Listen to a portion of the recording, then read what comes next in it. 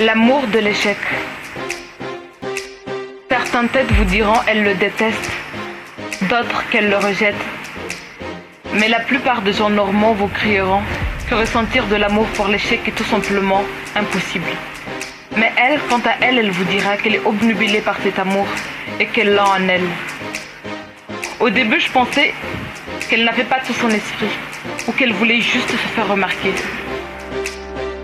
Mais après, quand j'ai connu son histoire, je ne sais plus quoi penser de l'amour de l'échec. D'abord, quand elle était gosse,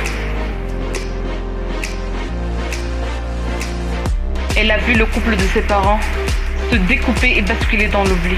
Les gens autour d'elle n'arrivaient pas à l'expliquer pourquoi, peu importe les ressentis, l'amant et l'amante repartaient à la chasse, revivre d'autres aventures. À l'école, elle n'avait pas de véritable ami. Ce que se disaient ses amis provoquait en elle de la panique et leur reprochait d'être classique. Ceci derrière son dos. Malgré les sourires de chaque matin et les saluts de chaque matin, tout allait droit vers l'échec. Elle s'est battue, elle a tenu bon. Mais ça n'a pas roulé fort. Donc elle a quitté les bancs à 16 ans.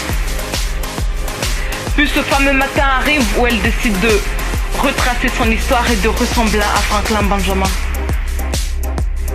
Une résolution parfaitement idiote car elle est quelqu'un de gamin. Elle dont parler et crier, dont murmurer et parler. Elle reste quelqu'un de gamin. Alors pour éteindre ses douleurs immondes, elle se met à picoler.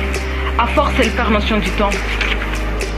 Et comme elle était musulmane, les gens autour d'elle se mettèrent vite à la maudire. Mais elle n'avait que faire d'eux, car ils ne pourraient pas la comprendre.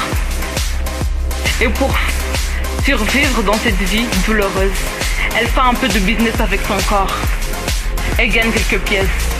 Elle crie sur tous les trottoirs avec fierté qu'elle ne veut plus de la pitié des gens. Et qu'elle n'a que faire de leur jugement. Car elle, contrairement à nous autres, elle a appris à aimer l'échec. Qu'avec le temps, il est devenu son ami. Elle a compris que dans tous ses actes, l'échec peut l'accompagner. Et que pour éviter trop de souffrance, elle renferme en elle son amour. J'imagine vous mourrez d'envie de connaître son nom. Je vous le dirai bien, le problème, je ne le connais pas. Je ne connais ni son nom ni son visage. Je ne pourrais pas la reconnaître s'il nous arrivait de nous croiser seuls sur un chemin. En vrai, je ne sais même pas s'il s'agit d'un homme ou d'une femme.